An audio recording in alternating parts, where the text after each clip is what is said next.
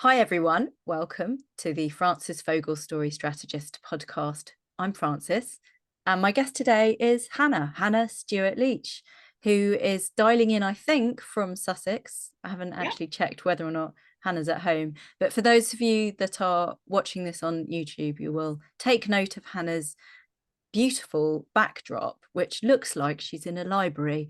And I'm sure Hannah's going to talk to us about her interest in books and stories when we get into things.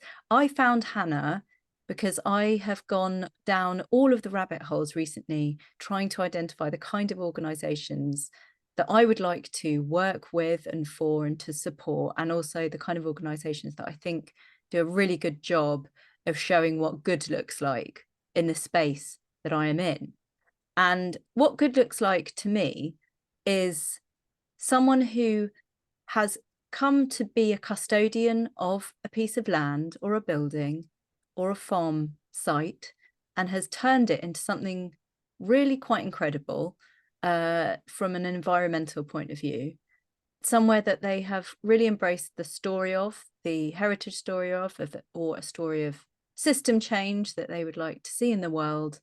And I think Hannah is a woman after my own heart when it comes to things all to do with stories, and that again will come out in the wash, I think, in this conversation. But I should also mention that we are privileged not only to have a person who owns a business that I think is fantastic on the show, but also somebody who has got a very comprehensive background as a digital content editor, copywriter, and features writer, specialising in UK tourism, sustainable travel, and other such things that are very relevant to the Frances Fogel Story Strategist business. So I'm really hoping, Hannah, that this conversation is going to tease out everything that I think you and I have as a crossover in terms of why ecotourism, why now, what is the power of storytelling, what is the power of marketing in terms of doing good or saving the planet, as Gemma Butler, author of Can Marketing Save the Planet, would say.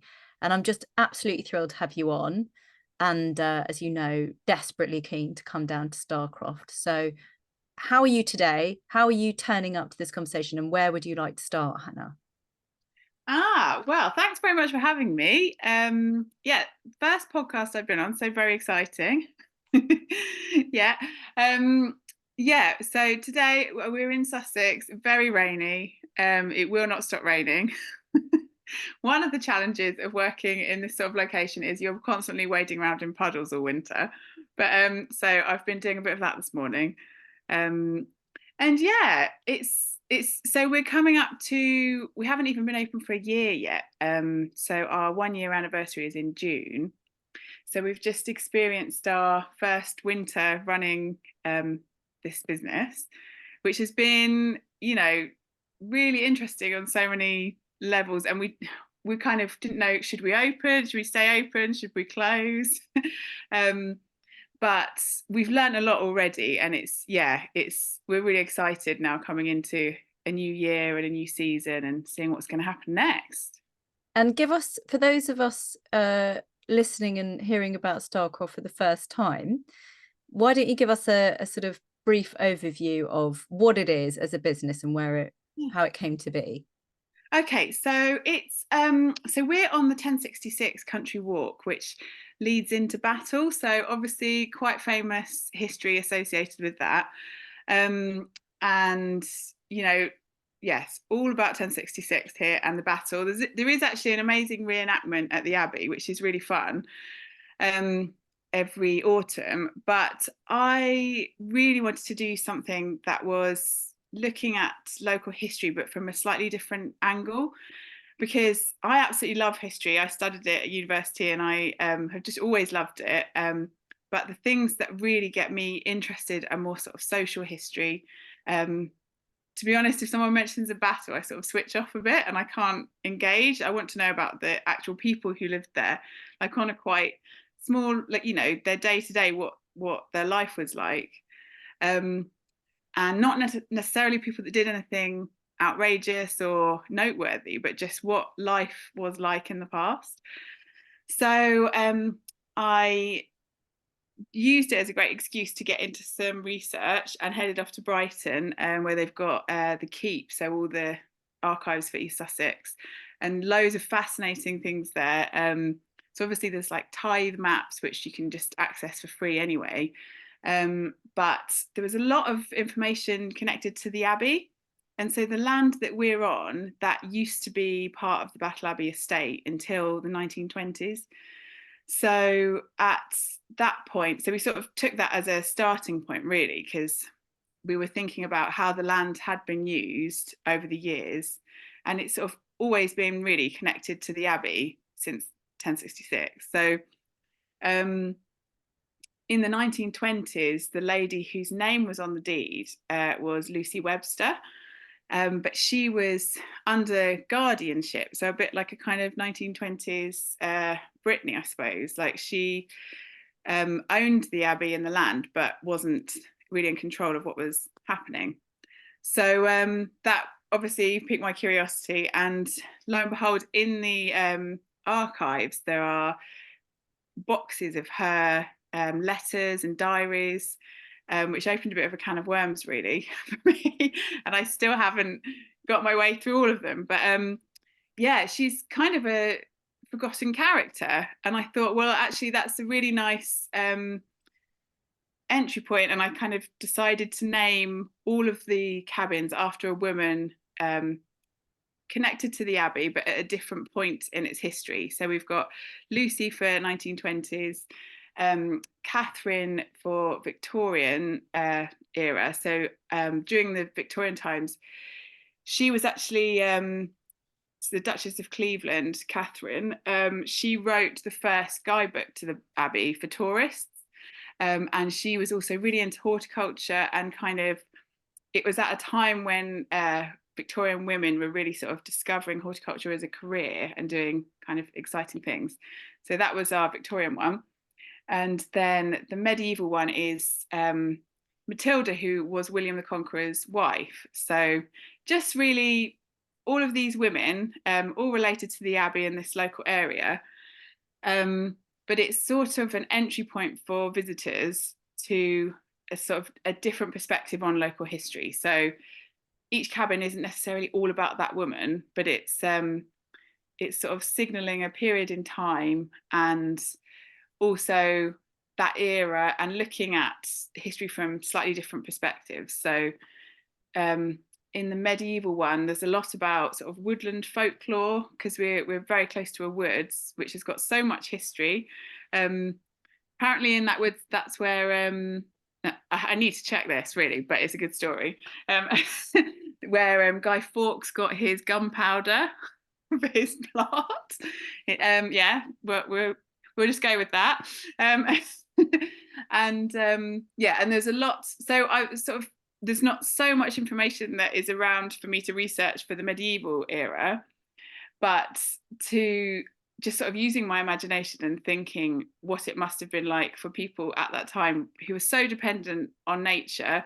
And you know, woodlands would have kind of been quite scary places in a way, but also full of magic, and, you know, provided things that they lived, like the wood that they needed, and all sorts. So I just, yeah, it's kind of, I can go easily off on a tangent. I'll just warn you. I love it. I love it.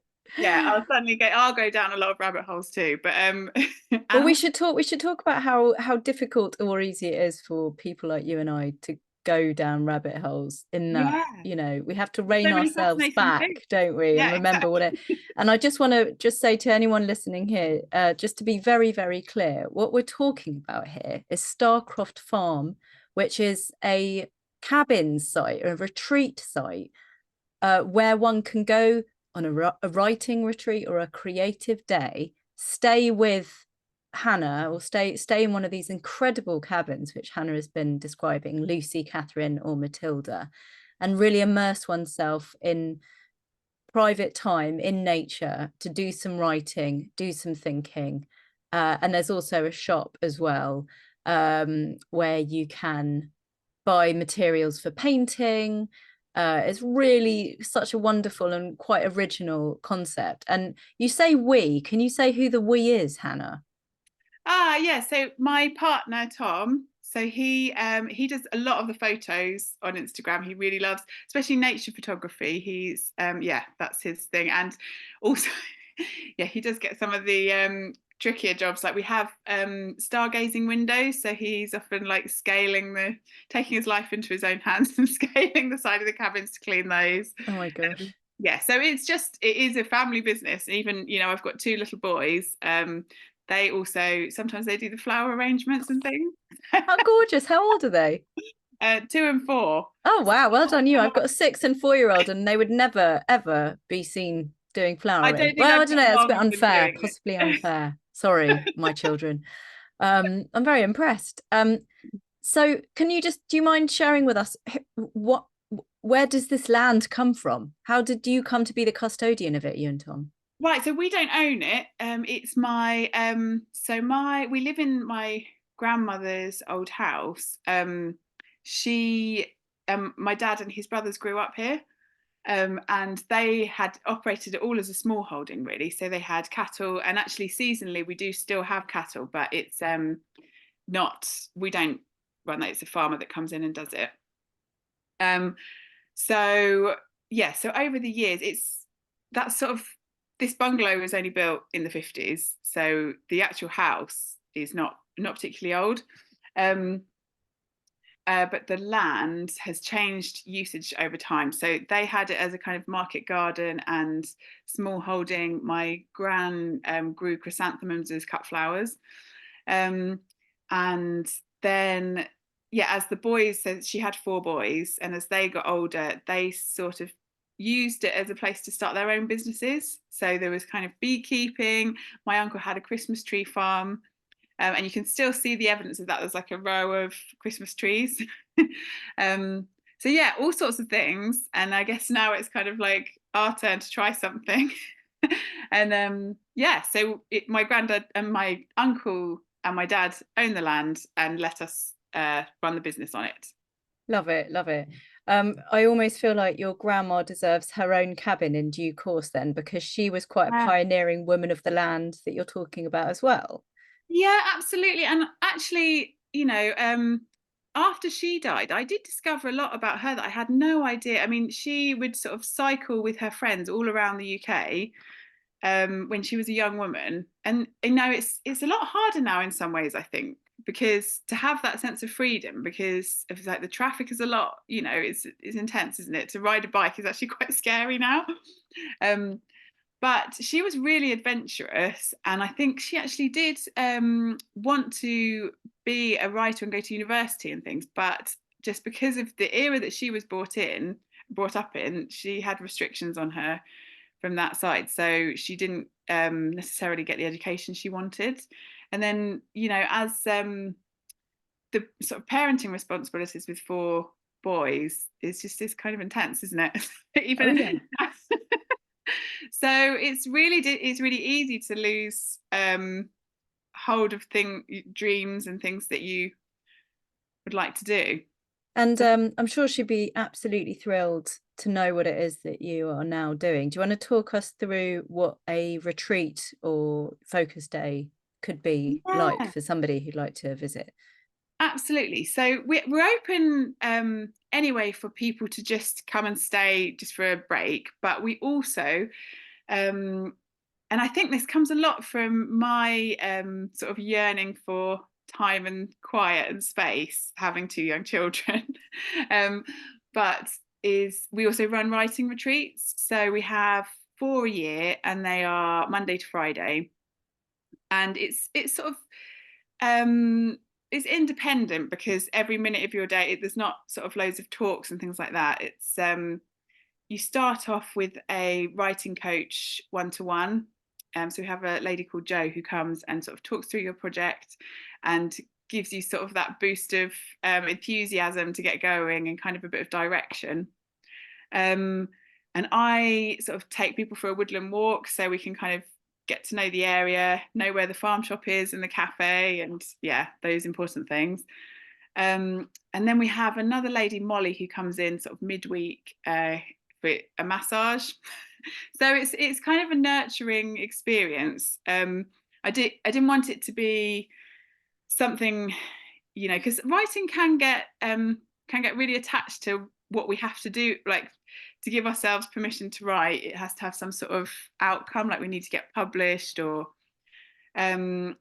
something like that. It has to become sort of a job. Whereas sometimes I think it's really nice to just celebrate the joy of it and have it as something to really treasure and kind of feel supported and nurtured while you do it. So there isn't kind of we don't sort of, there's no editor or anything. It's more about just having a safe and supportive space where you can tell your story and feel, it's small groups, so there's only ever 3 people at a time, which is really nice actually, because I think people then feel really comfortable to like go and knock on each other's doors and things, and so it's been really lovely.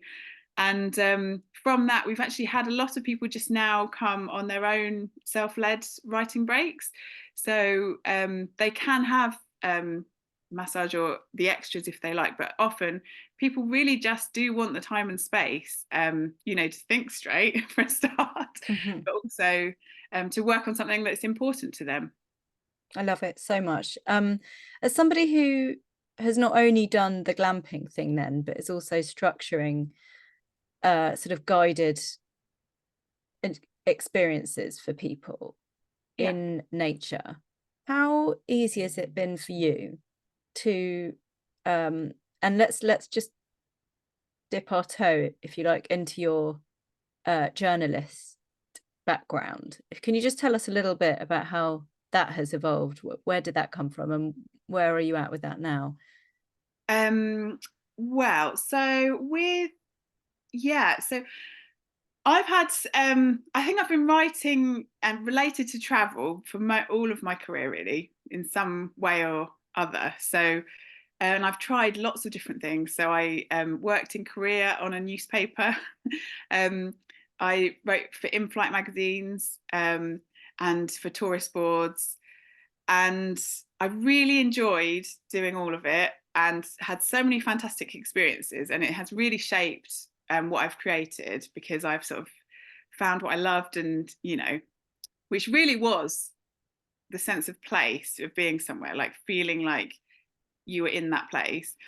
But yeah, all of it was not very conducive to having young children because I mean, it's I most of the time I worked either on short contracts or freelance, and the pitching is kind of a buzz, and I liked doing it, but I just don't have I can't be doing those kind of like really tight deadlines and with little children. I mean, it's really is kind of a practical thing. So I'm not really doing that at the moment.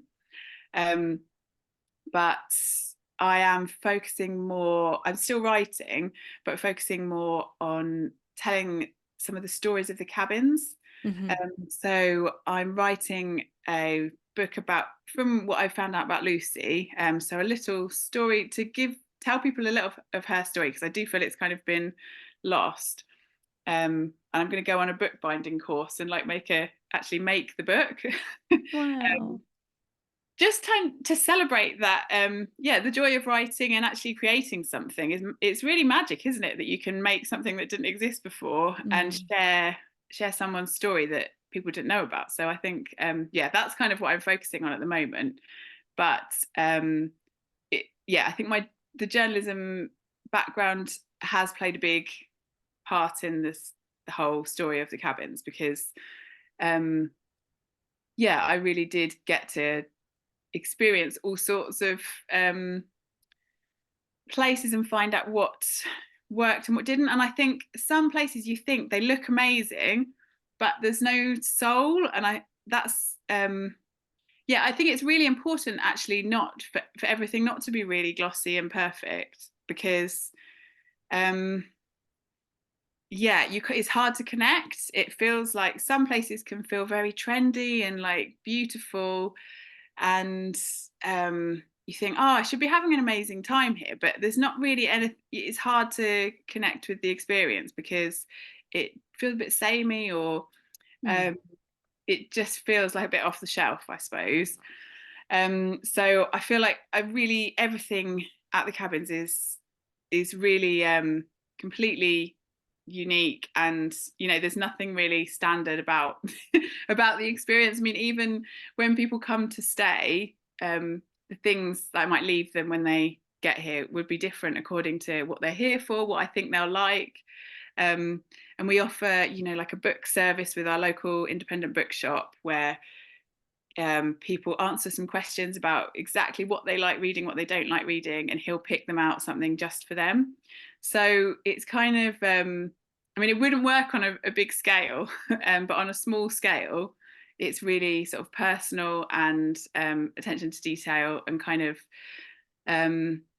celebrating I guess, like, things that maybe, I mean, so in the cabins I put all sorts of objects to act as like story prompts and to set the scene for the era. And so they're not like, there might be things that are like a little bit old and look a bit dusty, and like it might sort of remind you of your grandparents' house or something, but it's kind of those things that are like that people treasured, that really have history. So I don't know, I find it quite moving to see things that meant something to people, even if they are, old and a bit battered. I'm exactly the same, and in fact this weekend I'm taking my family, my husband and 2 children, to a place called the Victorian B&B, which is actually just down the road to Yes, you. oh my goodness, yeah, amazing. Yeah, so we're staying there on Saturday night. Have you been there? No, I haven't, but I really want to go. Yeah, it looks absolutely bananas. I'm so excited about it. But my husband did make the very good point that with a 4 and 6-year-old and all of these beautiful objects everywhere, were we doing something really dangerous by bringing our children and putting them in a separate room to us? So we'll see how that one goes down. So the other thing I wanted to draw attention to for people here is the amount of love and care you've put into the build. And on your website, you tell the story of having found this local artist and her husband, John, and how he built this environmentally conscious little trio of cabins for you. And then I just really want to I do want people, if they hear this, to visit Hannah's website, which is starcroftfarm.co.uk, and to take note of the wonderful stained glass windows, which it looks like you've had commissioned by local craftspeople. Can you tell us about that? And I have to say that, so I used to work in art insurance, and one of the buildings that we insured was Charleston, which is down the road. And I, as a result of going there and interviewing people there as one of the art insurance company's in-house art historians, which is what I am, learned so much about the Bloomsbury group, who, moved from Bloomsbury in London to Sussex, to and fro. And I think the saying goes, they lived in squares, loved in triangles, and thought in circles. And Charleston is one of these amazing places which has art within the walls, literally, like the fireplaces, the doors, the walls are all painted by the Bloomsbury group, who would live there, would go there on the weekends. And I couldn't help but think about that, and how close you are culturally and geographically to them in the efforts that you've made to create the space. So it'd be great to hear about that. Absolutely. Well, I mean, the 1920s one is really inspired by them, actually, and there's so many others as well that during that era, I think it was a real time when people were trying to break free of their Victorian restraints and really mark out what their life could look like. So they are a big inspiration, and we're so lucky here because we're like close to Charleston, Monk's House, which is where Virginia Woolf lived, and so many amazing writers had homes. So that is there's a big part of the cabins, actually, is what the different makers and artists and crafters have brought to them, which, I mean, I had a rough idea for what the cabins would look like. And obviously we're in the High Weald AONB, so there was quite a lot of restrictions planning wise. And then we met this builder who's so passionate about eco builds and knows all kinds of materials that I'd never heard of. So he brought a lot to it as well, and kind of, yeah, everyone who's worked on it has sort of helped shape it. We had the lady who did the stained glass. I mean, she's just phenomenal, and she completely came up with those designs herself. So I told her about the women that the cabins were inspired by, and she sort of told each of their stories in stained glass. So everything is really meaningful in the cabins themselves. Like we've also got arched doors, which are sort of a nod to Battle Abbey. Yeah, all these things. I was kind of very naive because I thought, I just want, I just want some arched doors and circular windows.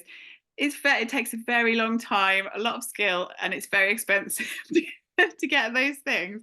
So I'm really glad that we have them. But yeah, I just casually said it as if it was no big deal, but it is a big deal. Let's talk about that, if you don't mind, the kind of Yeah. cash flow of the whole thing. Yeah.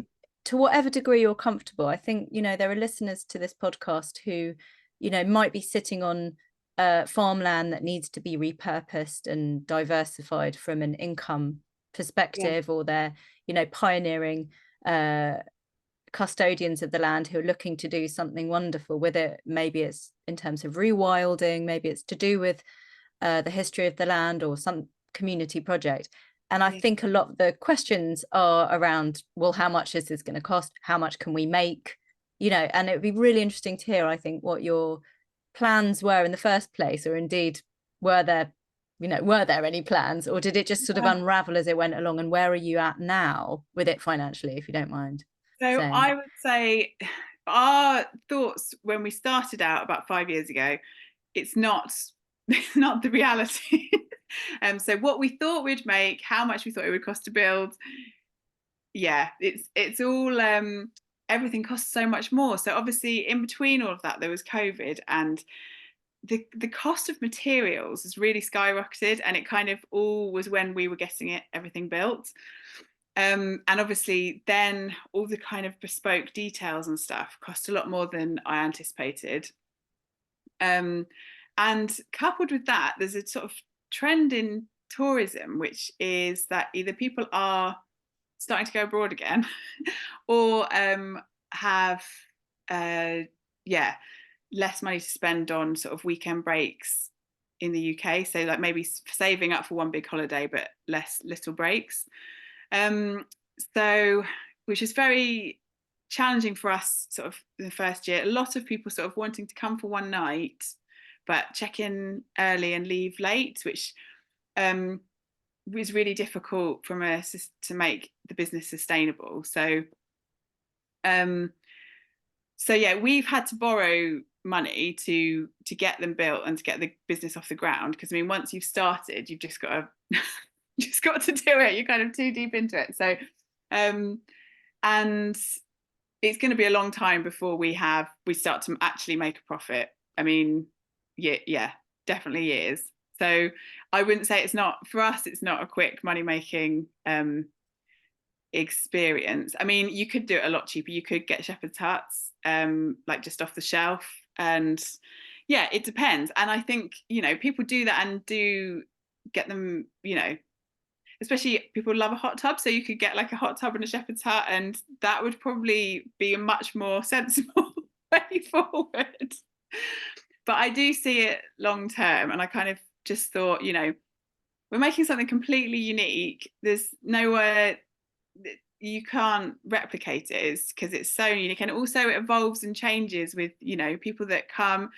We've had people draw the cabins, and going forward we really want to sort of start to incorporate people's work into the cabins, so frame poetry or have artwork up, so they're ever evolving and they're so well built. I really hope they're going to be there for a long time.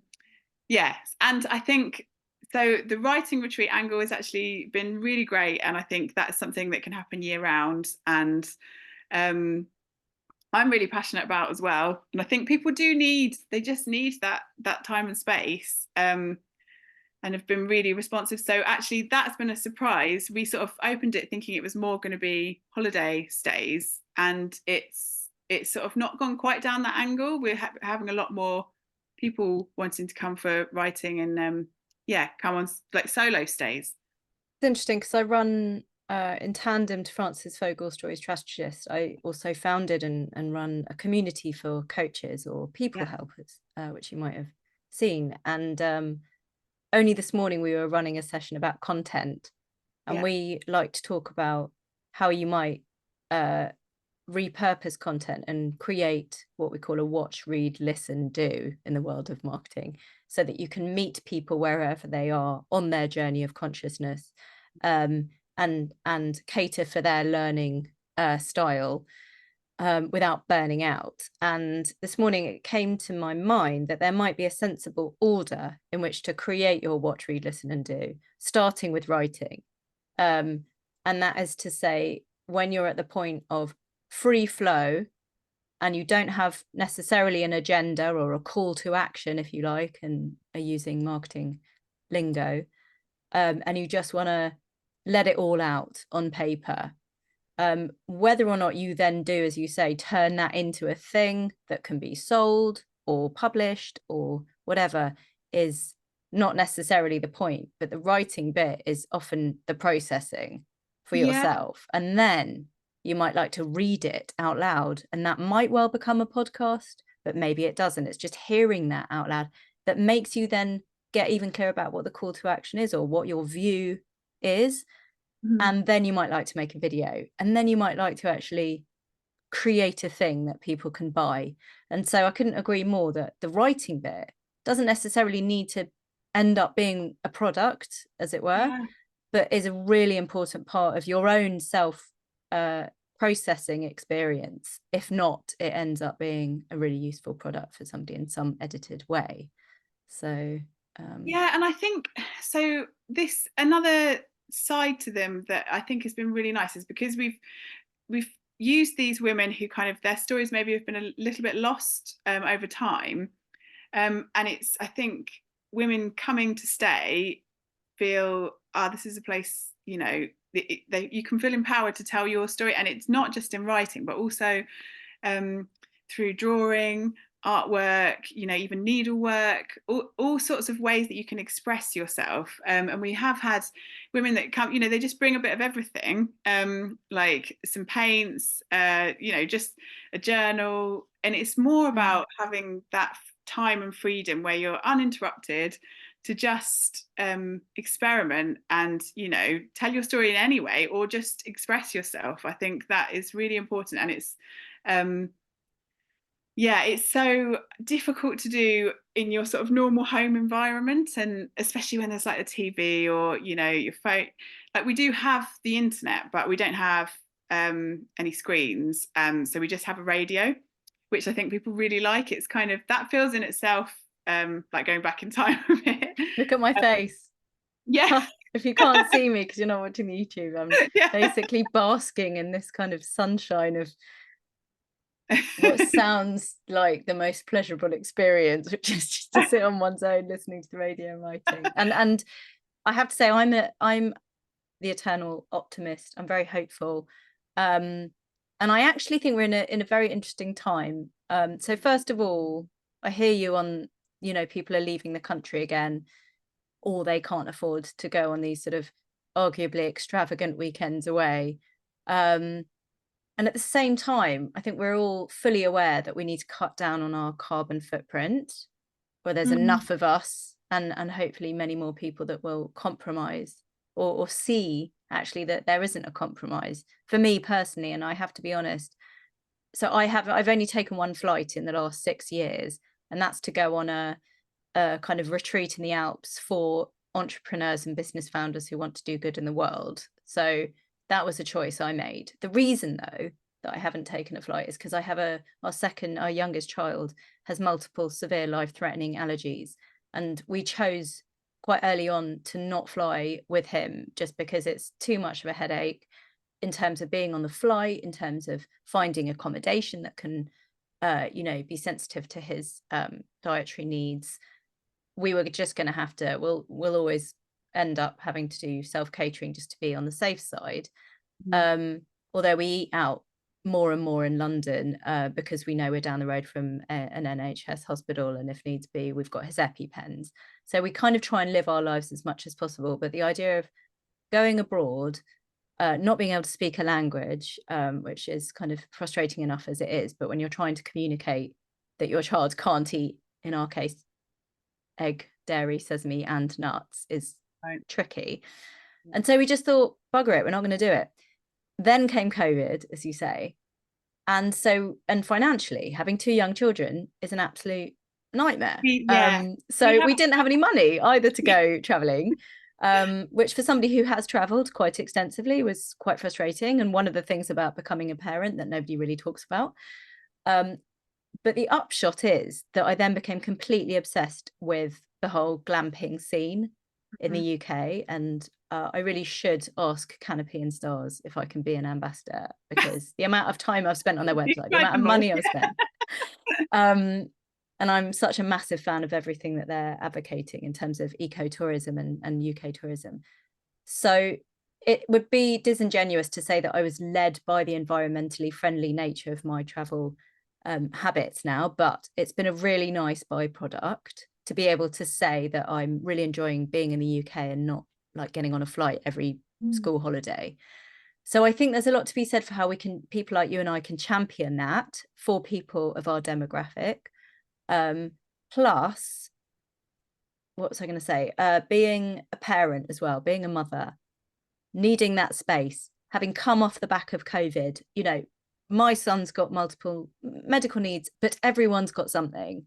Everyone is just having to look after children, even if there aren't any major complications. And that in its own right is enough to need to go away to Starcroft for a couple of days to do some painting, to do some reading, to not do any screens and just listen to the radio. So I quite like the kind of hopeful idea that because we're in this perfect storm, there's actually quite a lot of people, as long as you get the message out there, for whom this is a really attractive offering. Yeah, absolutely. And I think, word of mouth is just so valuable, because so many people come because a friend has heard and things. But yeah, so we have actually started. I think because it's so important to me that it is accessible to parents, and we are actually talking to a really great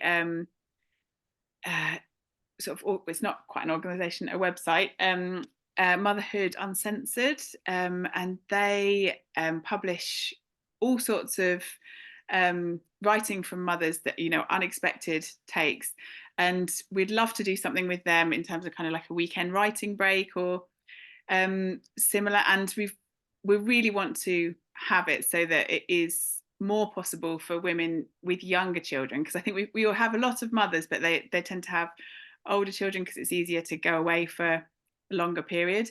But that is really important, because it's so hard to feel like you have a voice when you're a mother sometimes, and yeah, you can feel like you're just a bit invisible. So I think to have that space where you can really I'm kind of cringing slightly, because it's quite the opposite with me, in that I drag my poor husband around the place. And for example, this summer I found a rewilding workshop that I want to do in Devon, and so I'm going to be going off and doing this rewilding workshop and watching these beavers in the morning.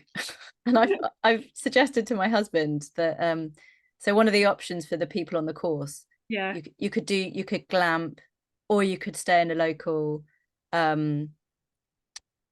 B&B, which was much more appropriate for us, because there's 4 of us. So I'm going to most likely be booking into that, and he's going to have to entertain the children for 3 days while I go off on this rewilding workshop. So, I mean, I know I'm unique because I have a very supportive husband who's willing to kind of go around the place with me, but also he's thrilled because he doesn't have to organise any of the holidays, because I just tell him, right, we're going to Devon. This is what we're going to be doing. And by the way, I'm getting up at 6 to go and watch some beavers. So if you can just, but it's my work, right? This is my Yeah, work. So absolutely. it's all good.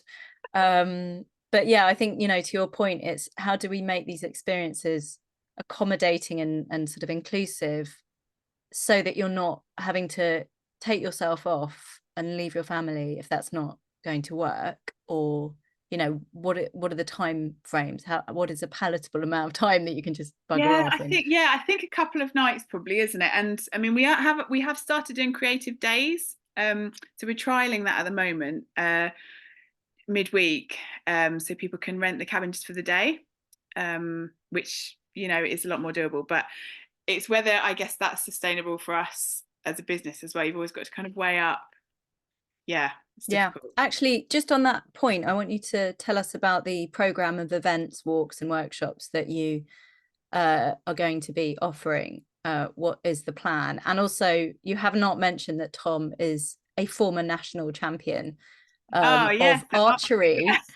So there's It's just a very few that busy. I think, you know, that I just want to get out as much of this kind of these little magical sprinkles that I've been able to ascertain from going down the rabbit hole of Hannah.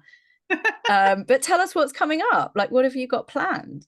Yeah, so this year, so in terms of having a sustainable business, we have realised that we can't, the sort of smaller workshops, which we absolutely love doing, at the moment we're going to have to sort of uh, postpone for a bit because it's a lot of time to organise.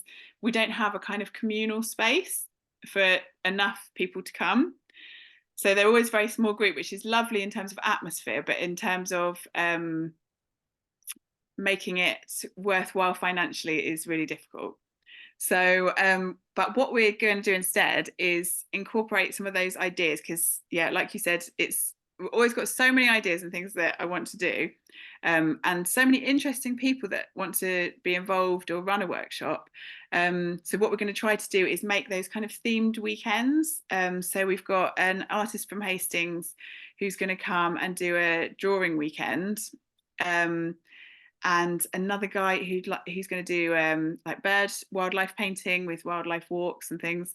So yeah, we're going to bring that sort of the creativity and kind of the writing retreat model really, but just a smaller version with different creative experiences. What about, I'm just, it's funny because the person I actually had on the podcast before you, whose episode I published yesterday, Yeah. has just launched a platform called Conveni, which is Daniel Aaron's, and it's going. The purpose of the platform is to, like a brokerage, bring people together with local spaces that are crying out to be hired for workshops and things like that. And I'm just wondering where you are geographically, and if you can talk to, I suppose, how the local community have responded, and if there's plans to do stuff with, yeah, local venues or, you know, other businesses in the area, and to cross pollinate, if you like. Yeah, oh, absolutely. I mean, for a start, we use a lot of local products in our sort of hampers, and you know, like we join up with the local bookshop and things. There's also some really exciting events coming locally soon. So there's Hastings Book Fest. So we are sponsoring one of their competitions, so people can win a stay. That's in the autumn, and then in the summer there's the Battle Folk and Fable Festival, which is a brand new festival like celebrating folklore, which I'm so excited about. And we're going to be doing a walk, a women's history walk, in conjunction with that. So that's really exciting, and I hope that becomes a yearly thing because it's brilliant. There's so many good things going on there.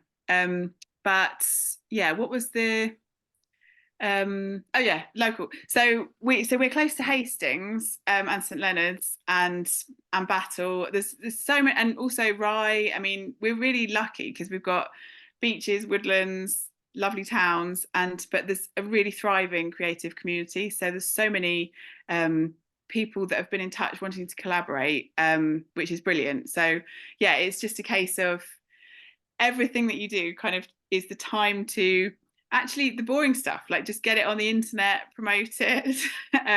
You know. So who's doing this, you and Tom?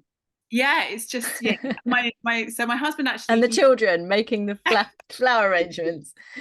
my husband has a full-time job as well, so it's mostly me, and obviously limited childcare because my youngest still isn't at school yet. So Is he at yeah, nursery? Is he 2, did you say? he's 2. So he's at nursery. Yeah, he is at nursery, but so it's and school days are short. I You mean, are in the eye of the storm, like me. exactly. So it's kind of like I want to do everything, but Yeah, also what can I actually do well? So I need to, yeah, I kind of at the moment am just not saying yes to everything, even though I want to. yeah. Because but like again playing, I know that I'm going to be doing it for a long time, so these are things that I can build towards and get to eventually.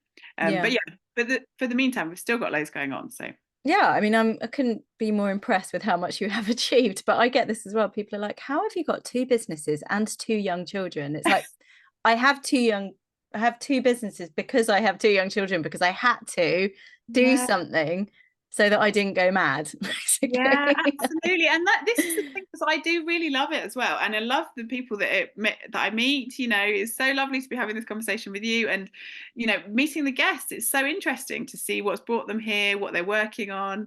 Yeah. Um, And there's a and lot to be said for actually for you and I to expose the story that is very, very new, which is, a lot of women for a lot of history were not allowed to talk about how bloody hard it is.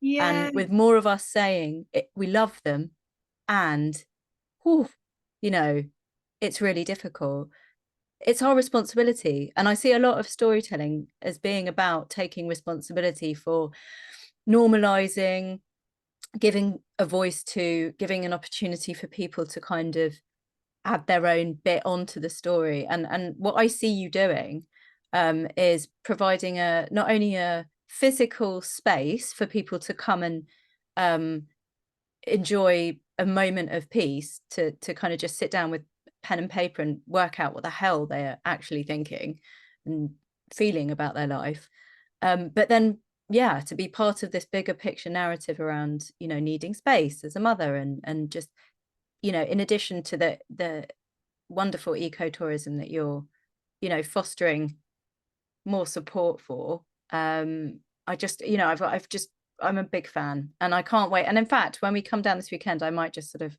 bugger off for an hour or 2 and come and see you and say hi. be great. Yeah. Because I just am such so supportive of what you're trying to do. Oh, thank you so much. Yeah, and it's been a great pleasure. I can't believe it, how quickly the time's gone. Yeah, has that been an hour? Oh my I goodness. know, it's Wow. mad. And so I'm going to wrap this up by just simply saying, please, please do. If first of all, I actually want to ask you if you have any questions about what I'm doing work-wise, and sort of, what was interesting to you about what it is that I'm offering, basically. It's absolutely brilliant that just, I mean, stories are just so key to the way I think about the world and what I find fascinating and love. And to see, it's just such a refreshing take. I'd never seen anything like any podcast or anything like that before. So yeah, it was kind of like, oh wow, that's exactly what I want to listen to. Oh, that's so nice. That's Thank you. and it's just highlighting these amazing, um, passionate businesses that, I mean, I think it can be quite hard to discover them sometimes because there's a lot, there's big loud voices in the world, and everyone's busy, so it's really nice to just put a spotlight on those stories. I think it's amazing. I'm really glad to hear that. And one of the things I'm really keen to do, because, as a marketing person, I've done some serious work around positioning, which is a technical term for who do I want to work with, and who is going to energize me as much as who am I qualified to provide a service for. And the thing that I'm seeing is that there's a kind of band of merry men and women in the middle who have the kind of power, have the energy, possibly have the resources to do something, and want to punch, as I say, with and above the big boys and girls. And it's my mission to help diversify the economy, to help educate people as to what they might do as business owners and as customers, and as local community members in support of these businesses who want to be more responsible citizens. And so I go out of my way to talk about how I don't want to work for big organizations. You know, I'm keen to work for those smaller, more kind of nimble, entrepreneurial, purposeful businesses in London and the Southeast. I'm quite specific about that as well, who, yeah, want to put themselves on the map and are up for a creative project, basically. So that's why I've come up with this idea. I love it. So yeah, well, I don't think this will be the end of our relationship, I'm sure. No, yeah, I look forward to meeting you in real life. Yeah, yeah. And for anyone who's listening to this, please do check Hannah out. She's far more excitable on Instagram than she is on LinkedIn, which is absolutely fine because we only need to hang out where we feel comfortable. My twice yearly visits to LinkedIn. Yeah, don't go to LinkedIn if you want to hang out with Hannah. Go to Instagram, and also do have a look at starcroftfarm.co.uk. And sorry, what's your Instagram handle? I should know this, shouldn't I? Starcroft Farm Cabins. At Starcroft Farm Cabins. And Hannah, do you have your own, or do you want people to find you there? I do, but I don't use it very much, so probably, yeah, find me there. Okay, great. Well, it's been, yeah, such a pleasure having you on. I feel like we're kindred spirits, and, you know, over a glass of wine, maybe from Tillingham or somewhere, a local nice vineyard in Sussex. We'll put the world to rights on a future. Oh, have an amazing trip next weekend. That sounds brilliant. Thank you so much. And then actually after that, we're off to, because I'm really putting them in the diary. What have we got next? We've got a place called Gold Top in North Blows. Have you heard of that? What's that one? Let me just have a look on the map, because this is a bit embarrassing, but I kind of forget where I've so sorry, this is really interesting for people listening to the podcast. Where is Frances going on her next adventure? Gold Top in North Blows. I'm just doing a bit of a plug as well for someone else in this world that we're in, and this one I did book through Canopy and Stars. It's also in Sussex, and it's a crazy looking cabin which does have a hot tub. You'll be delighted to hear, yeah. Hannah. And it has a lovely bunk bed for the kids. Not bunk bed, like platform bed thing. With a bunk bed. So yeah, doing that, then going down to Nep sometime soon to have a look at what they're doing. Love Nep. Oh my goodness. So I mean, I'm loving it, absolutely loving it. So there's so much to explore. Yeah, thanks, Hannah. Thanks everyone for listening, and do check out Starcroft Farms. It's amazing. Lots of love.